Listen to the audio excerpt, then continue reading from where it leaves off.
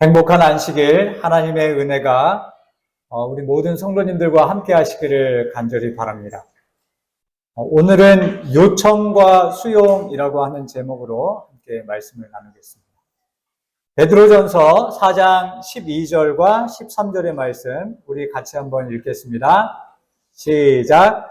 사랑하는 자들아, 너희를 실현하려고 오는 불시험을 이상한 일 당하는 것 같이 이상히 여기지 말고 오직 너희가 그리스도의 고난에 참여하는 것으로 즐거워하라. 이는 그의 영광을 나타내실 때 너희로 즐거워하고 기뻐하게 하려 함이라. 감사합니다. 여기 이 한 장의 그림은 베드로가 말한 불시험이 어떠한 시험을 의미하는지 우리로 짐작하게 합니다. 베드로는 이 불시험이 그리스도의 고난에 참여하는 것이라고 말하고 있습니다. 그리스도의 고난은 십자가의 죽으심을 의미합니다. 이것은 단지 육체적 고통만을 의미하지 않습니다. 그 안에는 엄청난 정신적 고통과 절망이 포함되어 있는 것입니다. 예수님께서 십자가의 고통을 당하시기 전날 밤 그분의 제자 가룟 유다의 배신을 겪으셨습니다. 이어서 가장 가까운 제자 베드로의 부인과 모든 제자들이 예수님을 버리고 도망가는 상황을 겪게 되셨습니다. 하나님의 종으로 기름 부음을 받은 자들이 제일 앞장서서 예수님을 조롱하고 핍박하였습니다. 그러나 그 모든 고통 가운데서도 예수님은 실패하지 않으셨습니다. 예수님은 고난의 잔을 남김없이 받아들이셨으며 마침내 온 인류를 구원하실 길을 마련하셨고 죄를 영원히 제거하셨습니다. 어떻게 예수님은 그 고난 가운데서도 승리하실 수 있었을까요? 요한복음 14장부터 17장까지의 말씀은 예수님께서 십자가의 고난을 당하시기 전 그 승리의 비결을 제자들에게 가르쳐 주신 말씀입니다.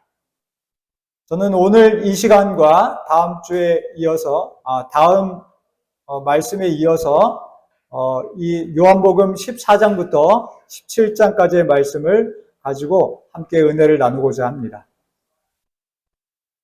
시대의 소망 664페이지에는 이렇게 기록합니다. 만일 제자들이 아버지와 아들 사이에 이 밀접한 관계를 믿었다면 멸망하는 세상을 구원하려고 고통과 죽음을 당하시는 그리스도를 볼 때 그들의 신앙은 그들을 버리지 않았을 것이다.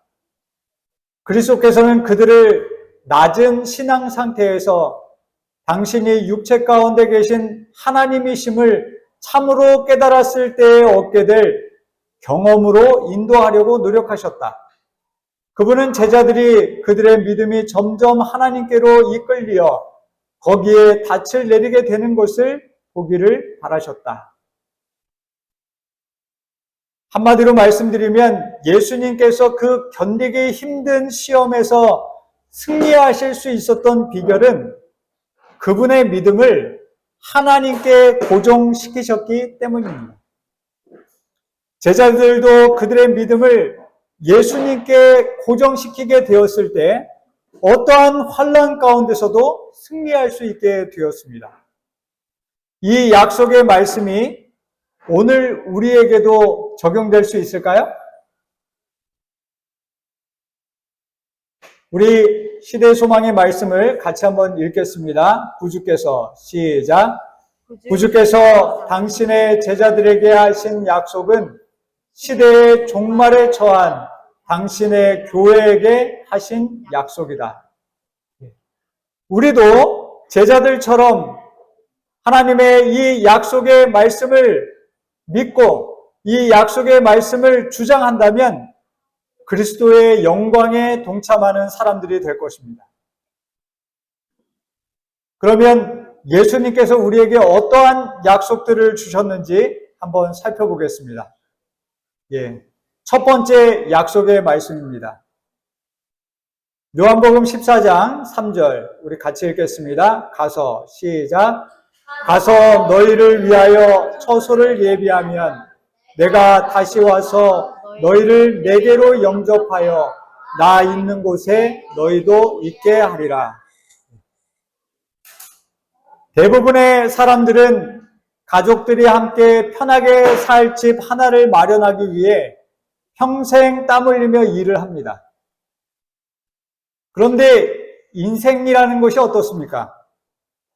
평생 수고하여서 이제 좀 먹고 살만해지면 어떻게 되죠? 늙고 병들어서 그동안 평생 준비해 왔던 것 제대로 한번 누려보지도 못하고 끝나는 게 인생입니다. 예수님은 우리에게 약속하십니다. 너와 내가 영원히 행복하게 살 집은 내가 마련한다. 이 말씀의 의미는 무엇일까요? 너는 집 마련하려고 그렇게 고생스럽게 살지 말라는 의미입니다. 제가 즐겨보는 유튜버 중에 미니멀 유목민이라는 여행 유튜버 작가가 있습니다. 그의 모든 살림살이를 다 합치면 요만한 캐리어 가방 하나에 다 들어갈 만큼의 짐을 가지고 살아갑니다. 삶이 참 단순하고 간편합니다. 그래서 이 작가는 자기가 원할 때면 언제든지 세계 어느 곳이든지 갈 수 있는 삶을 삽니다. 좋은 곳이 있으면 그곳에 가서 자기가 머물고 싶은 만큼 머물고 또 새로운 곳에 가고 싶으면 언제든지 망설임 없이 떠날 수 있습니다. 삶이 너무나도 자유스러운 것입니다. 그리스도인의 삶이 이처럼 자유로울 수 있다면 얼마나 좋을까요?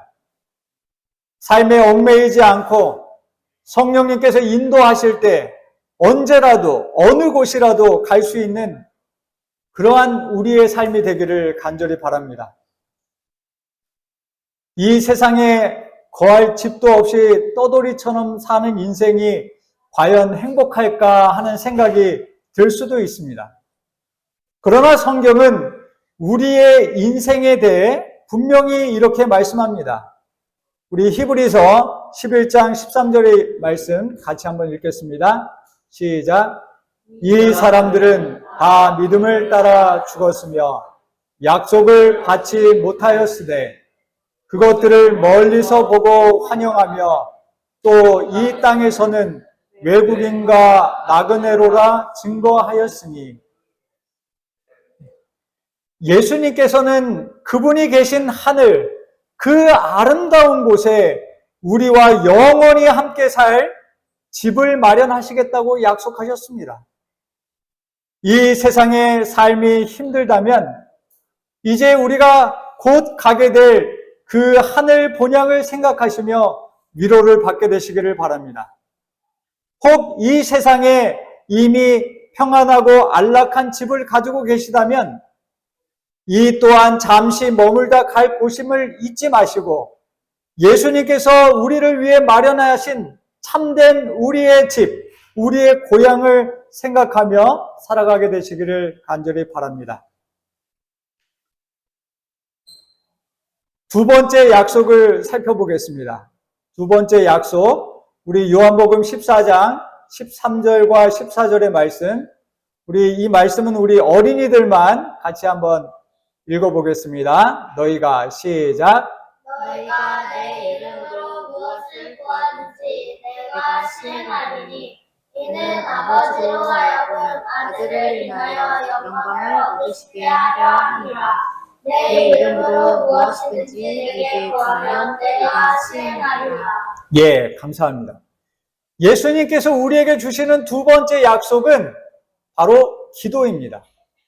우리가 기도할 때 예수님께서는 언제나 우리의 기도에 응답하시겠다고 약속하십니다. 시대의 소망의 말씀 제가 읽겠습니다.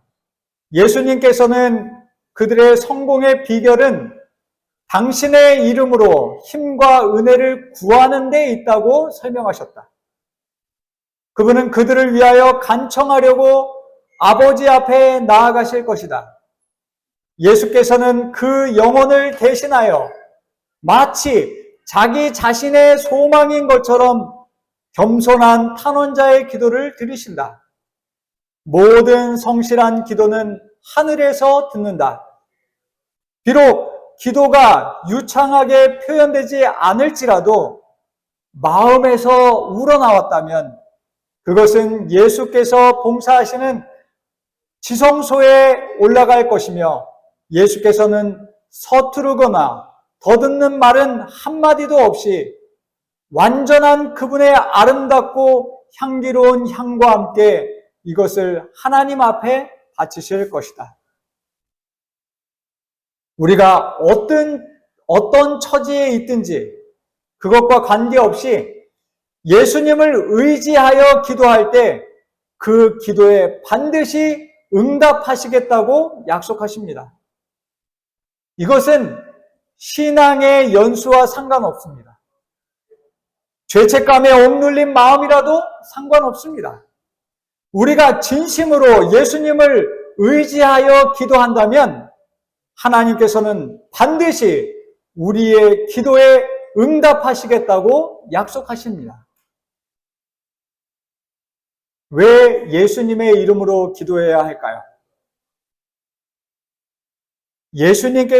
하나님께서 가장 싫어하시는 것은 사실 죄입니다.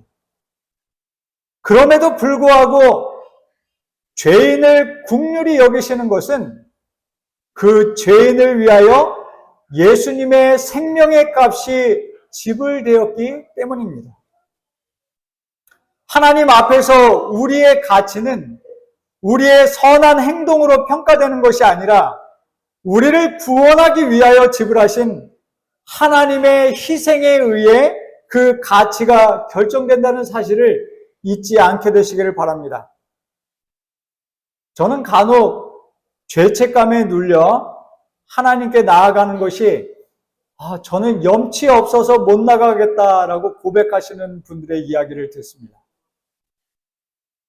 그런데 사실 그것은 틀린 이야기입니다. 이 세상의 어느 누구도 자신의 모습으로는 하나님 앞에 나아갈 사람이 한 사람도 없습니다. 우리는 모두 우리를 위하여 희생의 가치를 들으신 그 예수님을 의지하여서만 하나님 앞에 나아갈 수 있는 것입니다.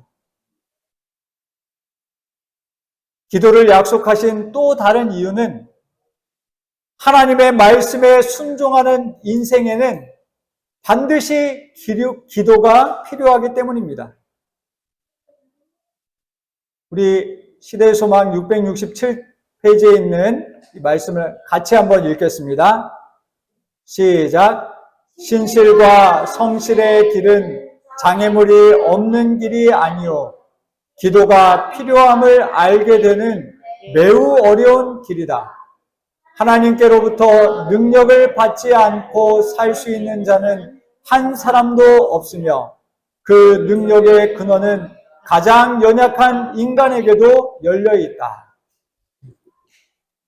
우리가 이 세상에서 하나님의 말씀에 순종하며 하나님의 뜻을 이루는 삶을 산다는 것은 우리의 힘으로는 불가능한 것입니다. 반드시 기도의 능력이 필요합니다. 예수님의 이름으로 기도하는 모든 사람은 예수님의 능력을 힘입어 이러한 삶을 살게 될 것입니다. 찬송하리로다. 하나님 곧 우리 주 예수 그리스도의 아버지께서 그리스도 안에서 하늘에 속한 모든 신령한 복으로 우리에게 복 주신다라고 말씀합니다. 예수님께서 약속하신 하늘의 복을 우리 모두 누리게 되시기를 간절히 소망합니다. 이제 마지막으로 세 번째, 예수님께서 우리에게 주신 세 번째 약속을 살펴보겠습니다. 요한복음 14장 26절과 18절에 있는 말씀. 자, 다 같이 한번 읽겠습니다. 시작. 보혜사 곧 아버지께서 내 이름으로 보내실 성령, 그가 너희에게 모든 것을 가르치시고 내가 너희에게 말한 모든 것을 생각나게 하시리라. 내가 너희를 고아와 같이 버려두지 아니하고 너희에게로 오리라. 창세기 5장에는 아담의 족보가 기록되어 있습니다. 이 족보에는 특별히 아담의 7대손 에녹에 대해 이렇게 기록하고 있습니다. 에녹이 하나님과 동행하더니 하나님이 그를 데려가심으로 세상에 있지 아니하였더라. 여기 아담의 족보에는 이 세상에서 몇 살을 살았던 간에 그가 이 세상에서 살고 죽었다라고 하는 기록밖에 없는데, 그 중에 유일하게 에녹이라고 하는 사람에 대해서는 이렇게 기록하고 있다는 것입니다. 에녹이 하나님과 동행하더니 하나님이 그를 데려가심으로 세상에 있지 아니하였더라. 에녹의 삶은 모든 그리스도인이 가장 원하는 삶이 아닐까 싶습니다. 그런데 참 놀라운 약속이 여기에 있습니다. 에녹에게 그러하셨듯이 예수님은 우리와 교통하실 것이다. 어느 때, 어느 곳에서나, 모든 슬픔과 고통 중에서나, 앞길이 캄캄하고 장래가 암담하게 보일 때에, 또한 우리가 무기력하고 외로움을 느낄 때에 믿음의 기도의 응답으로서 보혜사가 보내주실 것이다. 하나님께서 에녹과 동행하셨던 것처럼 보혜사 성령님을 우리에게 보내주셔서 우리도 하나님과 동행하게 하시겠다라고 약속하십니다. 보혜사 성령님은 우리에게 이 성경의 거룩한 진리의 말씀들을 가르쳐 주시는 유일한 선생님이십니다. 성령님께서 성경의 진리를 우리에게 밝히 깨닫게 해주실 때에만 우리의 양심은 깨어나게 되고 우리의 생애는 변화될 수 있습니다. 성령님의 도우심이 없이는 하나님의 자녀로 거듭나는 그 거듭난 자체가 불가능한 것입니다. 예수님께서 이렇게 말씀하셨습니다. 진실로 진실로 내게 이르노니 사람이 물과 성령으로 거듭나지 아니하면 하나님 나라에 들어갈 수 없느니라. 그렇다면 예수님께서 분명히 우리에게 성령님을 약속하셨는데 우리는 왜 성령님의 임재를 이렇게 적게 경험하고 살아가는 것일까요? 빌립보서 2장 13절에 이렇게 말씀합니다. 너희 안에서 행하시는 이는 하나님이시니 자기의 기쁘신 뜻을 위하여 너희로 소원을 두고 행하게 하시나니. 우리 안에서 행하시는 분이 누구시라고요? 하나님이시라고 말씀합니다. 우리는 성령님을 사용할 수 없습니다. 성령님께서 우리를 사용하셔야 합니다. 많은 사람이 여기에 복종하지 않기 때문에 성령님의 임재를 경험하지 못하는 것입니다. 사람들은 자기를 주장하기를 원합니다. 자신이 영광받기를 원하고 자신의 뜻대로 이루어지기를 고집합니다. 이것이 바로 우리가 성령님과 함께하지 못하는 이유입니다. 오직 겸손히 하나님의 은혜와 지도를 기다리는 자들에게만 성령 하나님께서 임하실 것입니다. 우리가 예수님의 이름을 의지하여 성령님을 요청하였다면 이제 성령님께서 나를 어디로 인도하시든지 따라가기를 수용해야 하는 것입니다.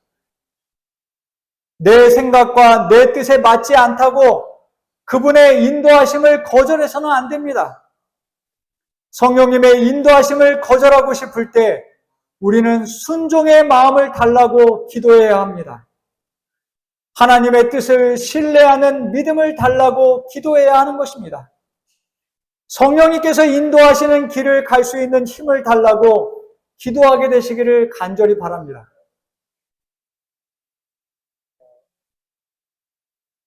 갑자기 제가 한 예화가 생각이 나서 아시는 분도 계시겠지만 잠깐 이야기를 들려드리겠습니다. 한 사람이 어둡고 캄캄한 밤에 길을 가다가 발을 헛디뎌서 이 절벽 아래로 떨어지게 되었습니다. 그래서 이 사람이 떨어지다가 가까스로 손을 뻗쳐서 무언가 나뭇가지를 그가 붙잡게 되었습니다. 그래서 간신히 생명을 건지게 된 것입니다. 그런데 점점 가면 갈수록 이 나뭇가지를 붙잡았던 손에서 힘이 빠지기 시작했습니다. 그가 간절한 마음으로 하나님께 기도했습니다. 하나님, 저를 구원해 주십시오. 저 지금 힘이 다 빠져서 이제 이것을 놓치면 저 죽을 수밖에 없는데 저를 구원해 주십시오 하고 간절히 하나님께 기도했습니다. 그랬더니 그의 귓가에 하나님의 음성이 들려왔습니다. 너의 손을 놓으라. 이 사람이 생각했습니다. 내가 이 죽을 고비를 간신히 넘겨서 가까스로 이 나뭇가지를 붙잡았는데 이것을 놓으라고? 나보고 죽으라는 말씀인가? 이 사람의 마음에 겁이 덜컥 났습니다. 그래서 그가 이렇게 기도했다고 합니다. 거기 다른 하나님 안 계신가요? 그런데 이 사람이 결국은 그 손에 힘이 다 빠져서 그 나뭇가지를 딱 놓치게 되었을 때 어떻게 되었을까요? 바로 땅과 거리가 요 한 치밖에 안 됐다고 합니다. 그 손을 딱 놓는 순간 그가 편안하게 생명을 구하게 된 것입니다. 우리가 생각하기에는 이것을 놓으면 마치 죽을 것 같은 그런 인생의 문제들이 있을지라도 하나님께서 놓으라고 하시면 반드시 놓게 되시기를 바랍니다. 그것이 우리가 사는 길입니다. 예수님께서는 그렇게 기도하며 성령님의 인도하심을 따라가셨습니다. 그리고 마침내 그분께서는 십자가에서 죽으심으로 하나님의 거룩하신 뜻을 이루게 되셨습니다. 그 길을 순종하며 걸어가신 예수님은 마침내 하나님 안에서 무한한 기쁨을 맛보실 수 있게 되었던 것입니다. 성도 여러분, 하나님의 생각이 나의 생각이 되고 하나님의 뜻이 나의 뜻이 되고 하나님의 능력이 나의 능력이 되는 삶을 한번 상상해 보시길 바랍니다. 이것보다 값진 인생이 있을 수 있을까요? 이보다 더 보람된 인생이 있을 수 있겠습니까? 아닙니다.